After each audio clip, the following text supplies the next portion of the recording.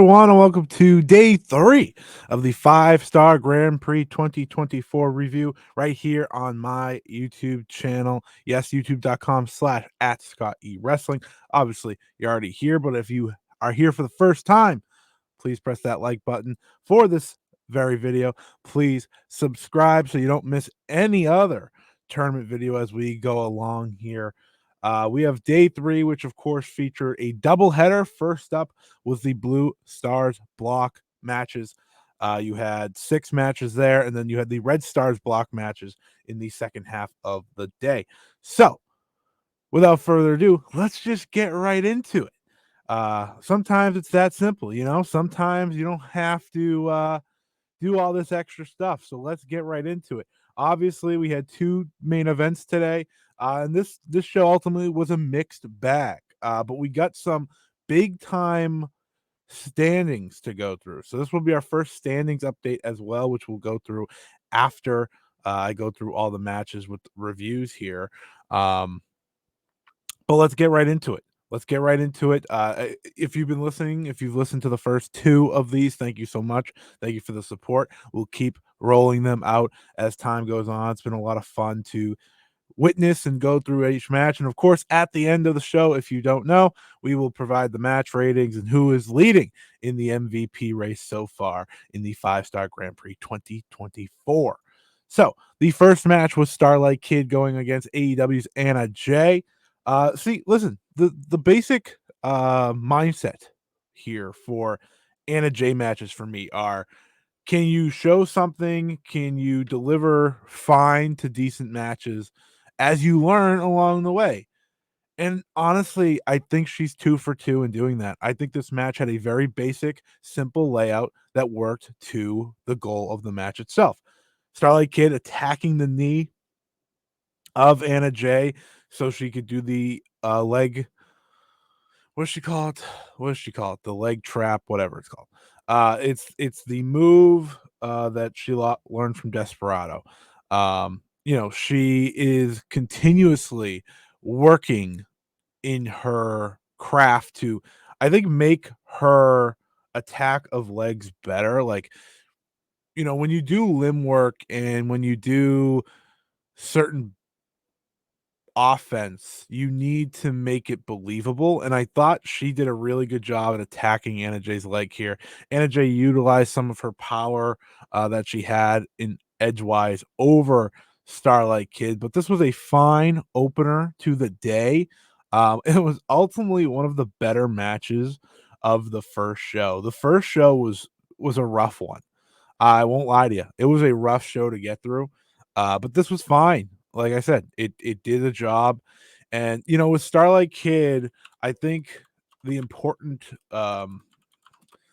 thing moving forward is you need to continue building her up, right? She should be a top star in this company. I don't think anyone disagrees with that.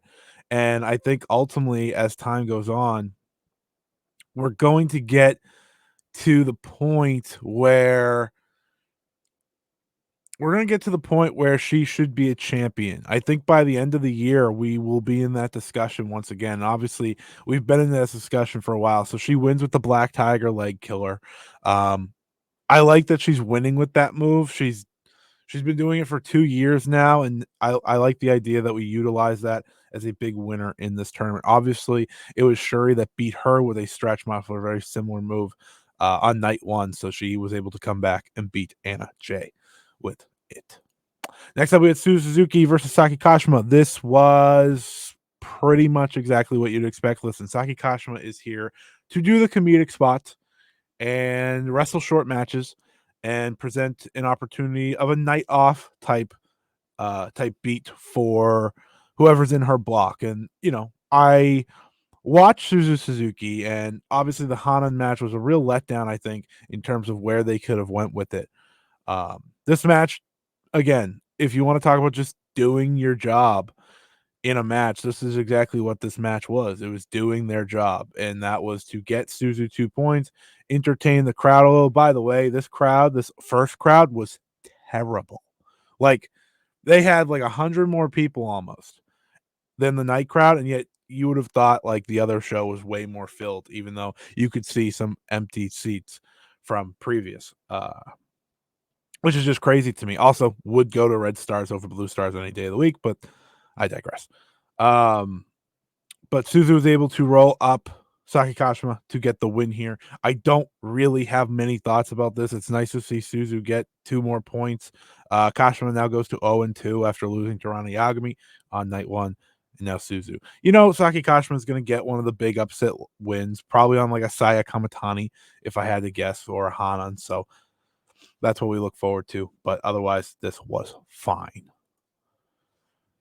I really like this match, Koguma versus Xena. Xena is awesome. Like, if you look in the Blue Stars A block, I think she is like the perfect middle ground of worker that works well with everyone. I think she's gonna work best with like an Anna Jay, obviously, because of the they both speak English, so that'll help Anna Jay a lot. But I also just think like she's gonna work some of the best matches with the Syuris of the world and the Seiranos of the world. And this match with Koguma was a lot of fun. You use the comedic aspects of a match while also chopping the hell out of poor Koguma. Like that to me is far more interesting than like a lot of the stuff that happened otherwise on the show. Like they knew their mission. They went out there and they did it. Like that is all I'm asking for from a lot of these tournament matches. I think I walked away from this match saying this match, out of all the Blue Stars matches on this day, did its job the best. Right? There was no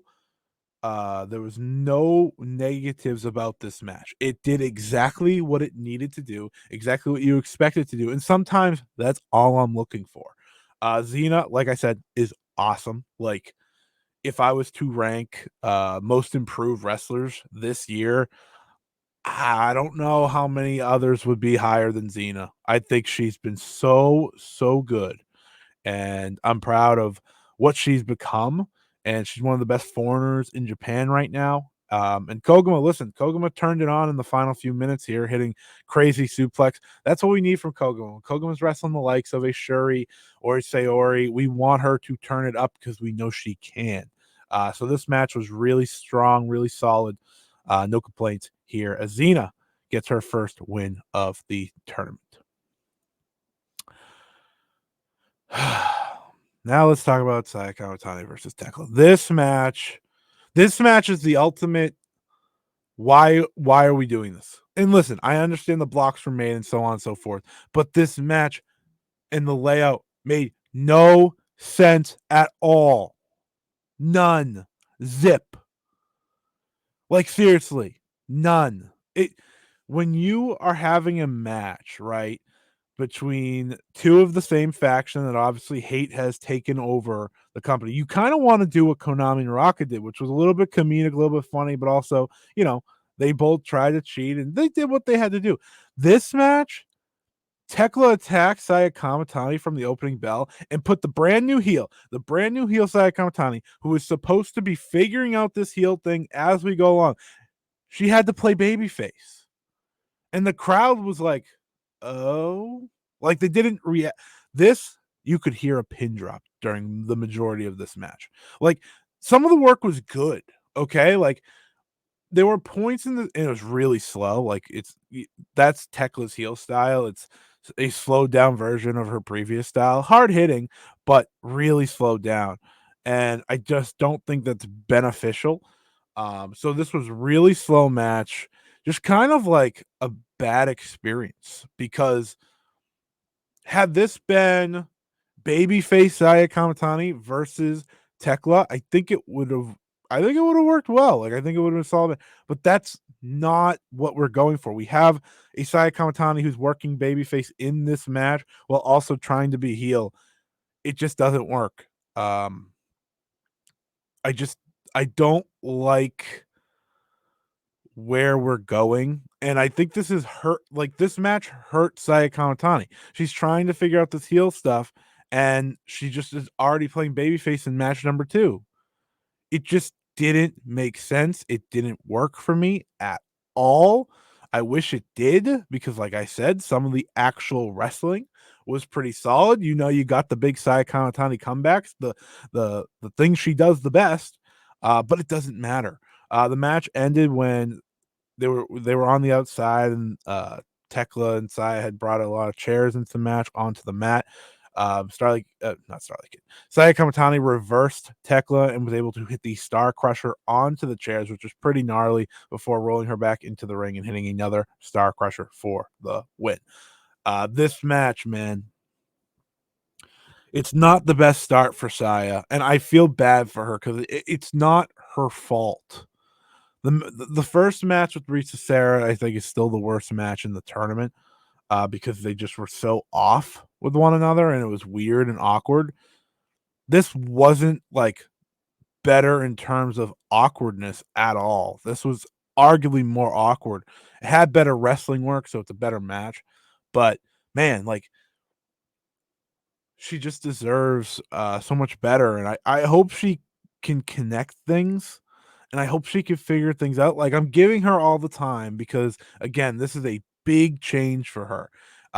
Starlight Kid, when she became heel, it was a big change for her, but that was slow burn, right? Because originally she didn't want to join the group, and you could see her slowly become more and more a Wado Tai, and I think that benefited her. This is full send, full switch, and we're still figuring it out. That being said, Saya Kamitani, the aesthetically awesome. Like, look at this. Look at this look. If you're watching this video, like, look at this. That's a badass.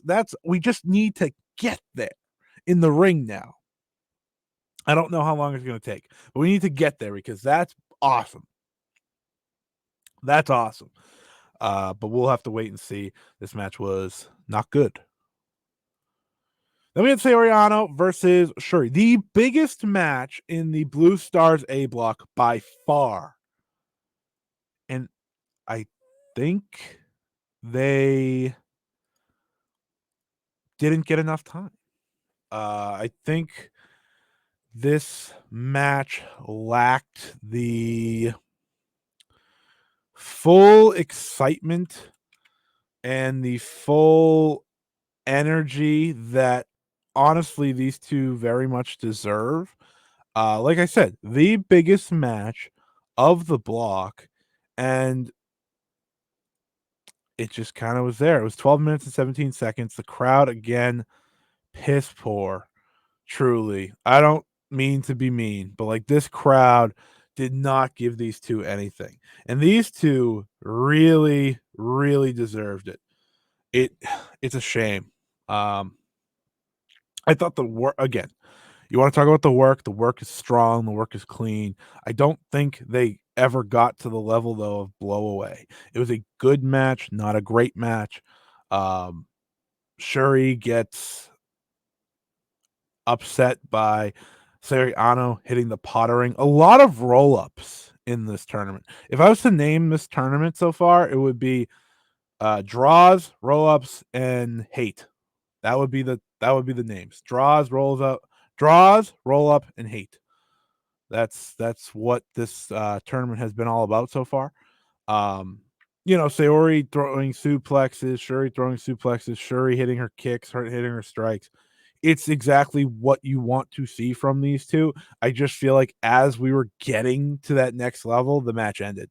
And I find it unfortunate because, again, like I said, this match is the big one from this block. And I think Saori versus Starlight Kid now kind of takes on that role. While for Syuri, what match is her next big one? I think her and Xena can really steal the show here. So that's kind of what I'm looking towards. But this is a big win for Saori, obviously, after losing to Anna Jay on night one of the tournament, while Syuri now goes back to the drawing board and needs to get back in the win column. Her next match comes at Cork and Hall. Oh, not Cork and Hall. They do wrestle on. They wrestle on. Oh, is it Cork? Oh, it is Cork and Hall. I was right. She wrestles Anna Jay next, so something to look out for there. And then we had the main event, Hanan in her hometown facing Risa Sera.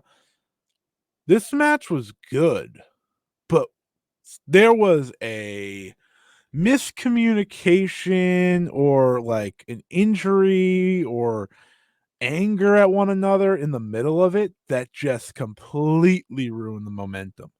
So Risa Sera like gets out of the ring and walks down one of the openings in the crowd and just sits there. And I think was drinking water, and the refs talking to her while counting her out. And like she looked pissed. Hanan's looking at her from inside the ring, and like it almost felt like Risa Sera just wasn't gonna go back in. And I was like, what is happening? Because everything up until that point was really strong. Like it was really good match quality, but this it just took such a hit from this because again, I'm sitting there asking myself, and I asked others who were also watching, like, what just happened? Did I miss something? Did I miss like did Risa Sera get the wind knocked out of her? Like that was a possibility the way she had been acting, but then like I went back and I didn't see that being the case. It seems they just had a miscommunication of some sort, and they went back in there and had the rest of their match and it was fine, but when you have like a delay like they did here that just kind of ruined the entire flow, it's like it's hard to get back into it. So tough. Hanan did win the match with a roll up because, of course, but it's a big upset win, obviously, for her. Risa Sera, the longtime veteran, multi-time top champion in multiple companies, losing to Hanan, who, of course, is the Cinderella winner and looking to continue her way back up. She's now at 3 points. Of course, she had the draw with Suzuki on night one. Risa Sera sits at 0 with 2 losses to her name. So that was Blue Stars. A mixed bag indeed. A mixed bag indeed. Like I think Blue Stars is a rough go. I just don't see it getting better anytime soon. Like there's matches to look forward to. Like I said, Syuri and Xena, Saori and Starlight Kid. Those are all in Blue Stars A though. Blue Stars B is in a really tough spot. I don't think anything has stood out from there in a positive manner. But I do hold out hope. I always hold out hope because I want this to be better. But we need to ease up on the roll ups. We need to ease up on the draws. But we have more draws to get to, so let's do that. Then we have the Red Star side of things, and they start off really strong here. Natsupoi versus Yuna Mizumori. Yuna Mizumori checks all the boxes. And when I say checks all the boxes, I mean of what you're looking for out of someone that's opening most of the shows. She and anyone that listens to this and anyone that watches Stardom on a regular basis, how good she is, and like what she brings to the table is very different from essentially everyone else, I think, because she's a powerhouse wrestler who has a high energy to her. She can kind of mix in. I wouldn't call it high speed, but high speed style with like the quick pins and things like that. Kind of the cosmic angel energy, and she gets the best match possible out of all of her opponents. Yuna has a ceiling. She has a ceiling in terms of her matches because again, they're shorter and she's, gonna lose, but she does the best. And I thought Natsupoi was perfectly working with her. Natsupoi has made it a focus in this tournament to use the armbar, and she won with it here. She's been using it in all of her matches in a very serious way. Like she used it essentially only as her only move on Micah on night one. She used it again here and got the win. So Natsupoi adding a submission to her repertoire as a main finish, to go with obviously the straightjacket suplex that she does and the many other moves that she does. So I find that a little interesting. It's definitely a theme to follow because I think when it comes to Natsupoi, who of course is the Wonder Storm champion, it's going to factor into a lot of her matches moving forward. But this was really solid. Lots of lariats, as you'd expect from Yuna Mizumori. Lots of really just a great pace to it, a pace that I think this show needed to kick off, and the crowd was into it, which was a pleasant surprise after the first show. As you can see here, them exchanging a moment, which was nice. Then we had Azumi versus Tomoka Inaba. This match was really good until we went for the double countout. And I don't mind the 15-minute draws. I really don't. Like, I think they're fine and effective, and I get it. I do mind the countouts. I don't like them because these two were having such a good match. And then there's like, all right, we got to get outside to get counted out. It's like, come on, man. Like, the layout of the match just didn't work for a count out at all. They're having this great competitive match back and forth, and then they just happen to find themselves outside and both getting counted out. I was upset. I was really upset because this match was on such a great trend of being one of the better ones of the tournament, and then that just felt like the rug was pulled out from under me, and I don't like countouts. Is that bad? I don't think that's bad. Double countouts? We've had 2 now. Wait. We've had 2 now. And they're in matchups that I really am looking forward to, which it hurts. Like, this was better than Suzu and Hanan. But man, come on. No double countouts. Like, this was the 4th draw of the tournament. This is the 3rd day overall. Come on, man. And we'll get to the 5th. They've already tied last year's tournament in 3 days in terms of draws. Like, come on. The work was really good here, though. Like, I do want to give them credit because they're great wrestlers. I think Tomoka has been, again, awesome in this tournament. I think Azumi has been awesome in this tournament. So none of that's really that surprising. It's just a matter of like, you gotta give me some hope here. Like, you know, I just don't know why we need so many draws. Like, there is 6 matches for a wrestler per block. Inaba now has 2 draws to her name. Azumi has 2 draws to her name. Like, really? It's like, why?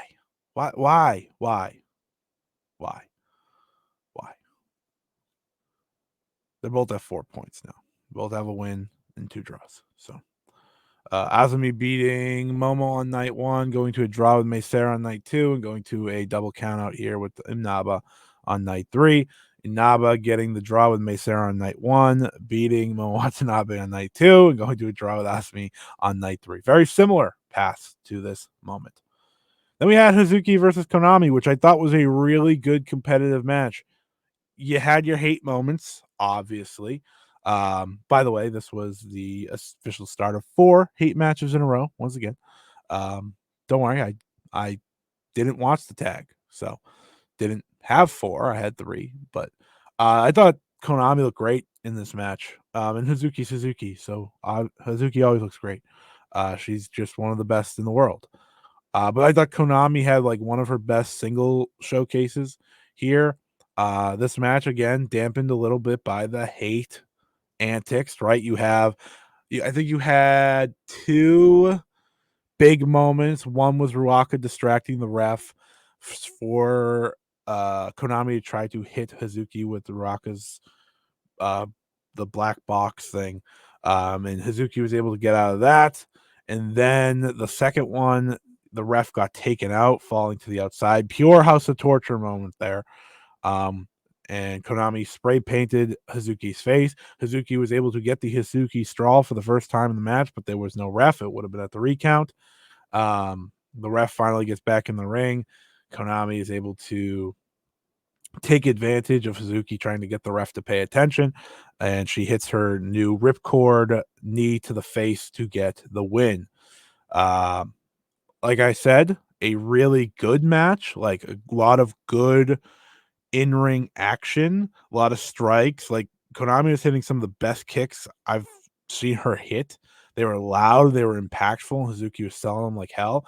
I ended up liking this match just as much as any of the matches on before this. I think this was one of the higher levels. It's just you got to get through you got to get through the interference and whatnot to get to another level. And I just don't think if you're going to do the interference, the payoff to that is still the babyface winning, and that was not the case here. So it definitely got affected by that, but still a good match, giving Hazuki her first loss and Konami getting her second win of the tournament. As you can see here, she celebrated. Great celebration. I gotta say, the Konami aesthetic, like, and really with all of Hate, they look so cool. I think Konami might have the best look overall, besides maybe Saya's like entrance look. Just look at her; she's a badass. And it's part of the reason, like, I wish Hate would just stop with I don't want to do this every time. I don't want to do the hate conversation every time, but when it takes up so much of the show, it's hard not to. And then we have Seira versus Momo Watanabe. This match rocked. Seira, you are a star. Seira, you are an MVP candidate. Officially, I'm putting her name on the voting ballot for MVP of the 5-star officially. She's 3 for 3 in strong matches. This one being as good as the Inaba match on night 1, I think. This was great. Super, super good. Second best match of the entire doubleheader. Great back and forth between these two. At one point, Seira slips up on her rope jump, sells the leg injury, which had been worked on a little bit earlier, ultimately comes back, does the the drop kick from the second rope, which was really, really strong, really, really good. Enjoyed that heavily in just the work that she did there. I think Momo Watanabe is freaking killing it in this tournament. Like, as much as we talk about the hate, she doesn't really use all too much of it, like very, very little. She's just Momo Watanabe. And she's able to go at the high pace without changing her style, right? She is a bruiser, and at times she like catches Seira for the B driver, which was great, like such a great spot. She's throwing her with these nasty suplexes. Seira's answering back, and Seira ultimately is able to roll up Momo Watanabe for the shock win. Moving Seira to still undefeated. She is yet to be pinned in this tournament. She now has 4 points with 2 draws, 2 time limit draws, and this is her first win of the tournament. While Momo Watanabe goes to a shocking 0-3. I thought Momo Watanabe was going to qualify out of this, and she is not. She doesn't have a shot. Like, there's very little chance she is qualifying. In any way, shape, or form. And I think I've accepted that it's probably going to be Mayu and Tam. Obviously, Tam needs to get in the win column soon, but this was questionable for sure. In terms of like the Momo booking, my hope, and I'm putting this out to the world, maybe a O for Momo is how she gets kicked out of hate, and we get some sort of fun Momo somewhere else. That's what I'm just hoping. Like, Momo doesn't need to be in hate anymore. They have Saya Kamitani, they have Konami, they have Natsupoi. Give us Momo back, please. Please. She's still great though. Seira, like I said, MVP candidate. Her name is on the ballot for potential MVP choices. She is 3 for 3 in really strong matches. And then after the Seira win, which she of course got attacked after the match. After the Seira win, we have Manami versus Ruaka, and I do not understand why this match went to a 15-minute time limit draw. It blew my mind. Like, I I why? Why? I I if I don't get it. Why is this match going to a 50. Why was it in the semi-main to begin with? But why was this a draw? And not only like if you're gonna do the 15-minute time limit draw, at least make it be like Azumi and Inaba. Make this the double counter or something. Like, I don't understand why this needs to be a draw. I understand, like, mathematically, I'm sure part of it comes. Ruaka and Manami aren't winning this tournament. They're not qualifying out of this block. This is not necessary. The match was fine. Like, it did nothing for me because I don't need to see these two wrestle for 15 minutes. 5 draws, 3 shows. I don't get it. I don't understand. I don't know the placement of this match, why it was 15 minutes to begin with. It just felt like it was so long, and that's because it was compared to everything else. I don't get it. Thankfully, what I do get is that the next match rocked, and that was Tam versus Iida in the main event of night 2 of the Red Stars block. This match was great. Iida, back-to-back main events. Iida, back-to-back great matches. Should I be shocked? No, because that has been Iida's year. She has been nothing but great this year. And now she has stepped in the ring with both Mayu Utani and Tam and has delivered top tier matches in this tournament.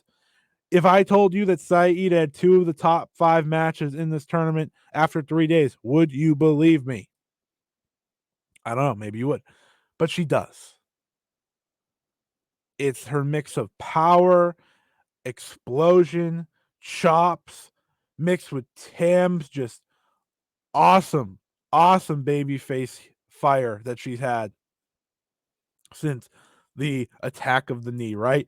And she needs to start getting wins, but she just doesn't have it yet. Tam is not on the top of her game right now. Iida, though, Iida is, and she has been all year. That has been the story, the difference between these two. This has not been Tam's year. This has been Iida's year. I think the upset win is perfect. Multiple times through this match, you see Iida go for a lariat, and ultimately she is doing a lariat to Tam's knee.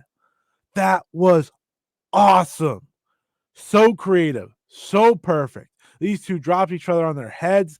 Like, this had, they put Iida in the main event twice.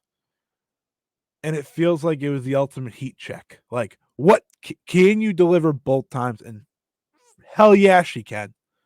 Hell yeah, she can. She was awesome once again.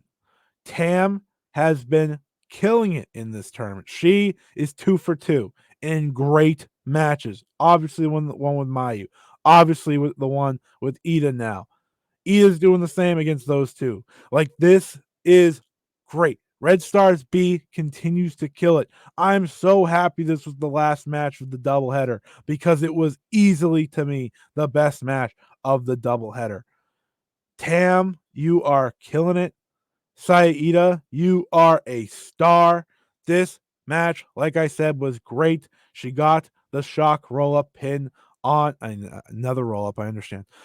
She got the shock roll-up pin on Tam, and Tam said this loss wasn't because of my knee, but it's because of the work Iida has put in.